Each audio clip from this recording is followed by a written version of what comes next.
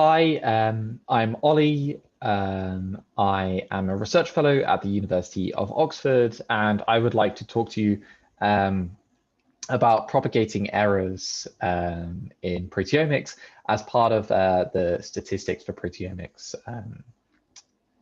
lectures. So where do errors come from in mass spectrometry-based proteomics? Well, these could be false identifications of proteins as one example, fluctuations in the instrumentation performance. So this could be the mass spectrometer. Sometimes it has bad days, sometimes it has good days, as well as your liquid chromatography setup or any other parts of your measurement system. Sample preparation, maybe your cells were growing slightly differently, and there's some variability that happens.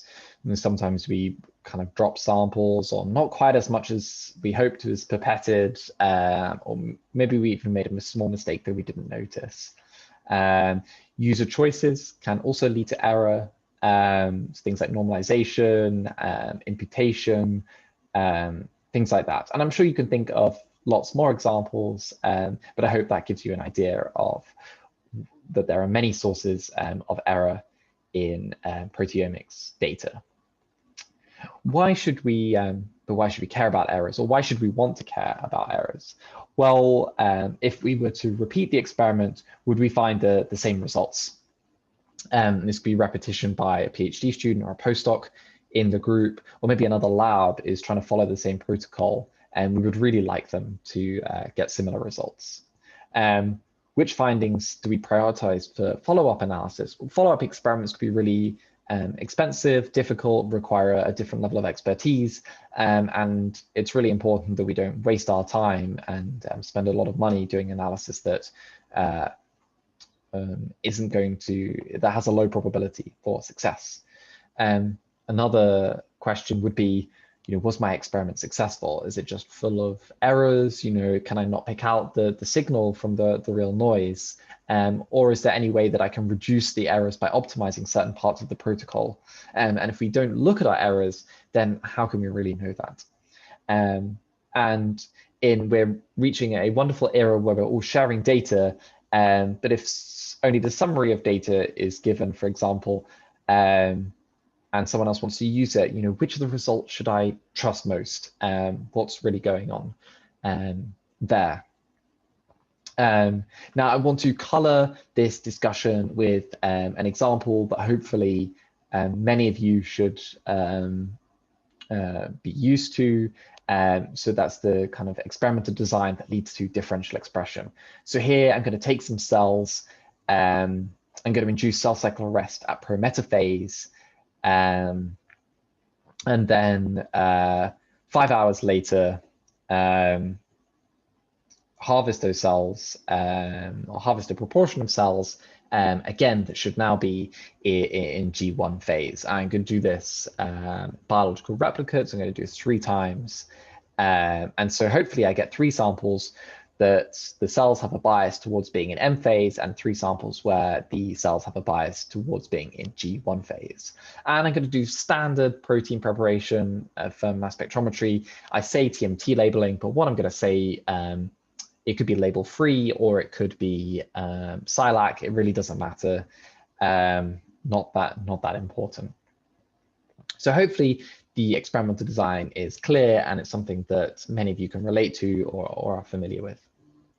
So a typical workflow would be thinking about IDing proteins or peptides or PSMs, obtaining some kind of quantitative data from those. We'd probably do some filtering, some normalization, some quality control, some summarization, and that would be kind of standard computational processing of the data. And then I want to test, is the abundance in one sample different from the abundance in another sample for each protein? I'm going to produce fold changes and p-values for that analysis. Then I'll probably get some hits from that analysis, maybe do some computational follow-up, such as gene set enrichment analysis, or maybe some pathway enrichment analysis. There could also be some experimental follow-up, such as microscopy work, interactions, Western blots. It just depends on where you're going with your data. So part of this analysis will, you'll see a volcano plot. For those who are not familiar with them, I'm just plotting on the x-axis the change in abundance against the minus log 10 of the p-value on the y-axis. And these numbers have come from, in this case, a t-test. Now I'm keeping things simple. I know that linear models, linear mixed models, peptide-based models, empirical Bayes are probably more efficient, but I'm just trying to keep things simple. So typically we might threshold on a p-value or false discovery rate to avoid generating spurious results from multiple testing. And these I might consider hits. I'll call these like significant change in abundance. But some of these have really small changes in abundance. So maybe we should prioritize those with a larger effect size. Now, the t-test will return a confidence interval for the abundance in change, which I can plot on my volcano plot. And as you can see, this protein has quite a lot of variability in its quant, even though it had quite a big change in abundance. And that's probably why it wasn't called significant, why it didn't have a significant p-value. And we can see the distribution for quite a lot of these proteins. Now, I could threshold on the point estimate the mean change in abundance, but I could also threshold on the confidence interval. So instead, looking at the left or right tail and saying that must be over a certain number instead of just taking the mean. And by doing that, I would get these results. So these proteins very close to the center have been trimmed, and I'm collecting a set of cyan or teal proteins where they have a significant change in their p-value, but also a relevant change in their abundance according to their confidence interval. Now, what's good about this? Well, we're more confident in these results. It's less likely that we repeated the experiment, we would get different results qualitatively. And others can trust our findings more. They know we've been more stringent, and we've based our results on looking at the errors. So that's just a kind of one-step propagation of error from thinking about the change in abundance to how we interpret our results downstream. Now, I'm going to talk about a little bit of a more advanced example. So often in proteomics, we'll do some kind of dimensionality reduction through the use of a PCA plot. Now, why might we do this? Well, we might want to check that, do some quality control on our samples, check that they are what we think we are. Maybe we hope that replicates cluster together. Biological differences are relevant for our through our PCA plot. And it's just a projection in which we visualize the two most variable orthogonal components in the data. Now I'm going to use an example from spatial proteomics, where, and this is because the samples should be really different, but I can also interpret them in a clear way. So in this experiment, I have 10 fractions corresponding to a biochemical fractionation process. So each fraction should be enriched for different subcellular niches. I've got 2 replicates. As you can see, some of the points are colored the same. And so great. How do we interpret this scatter of points? So it seems like the replicates in this experiment for the samples are close together. That's a big thumbs up. In my book, that's great, speaks to the reproducibility. And then we see there's some interpretation. The samples enriched, the subcellular niches enriched in these fractions correspond to kind of biology. So these fractions enriched for cytosolic proteins, and then proteins enriched for plasma membrane and endosomes, lysosomes enriched for ER, mitochondria, peroxisomes, and nucleus, and so on.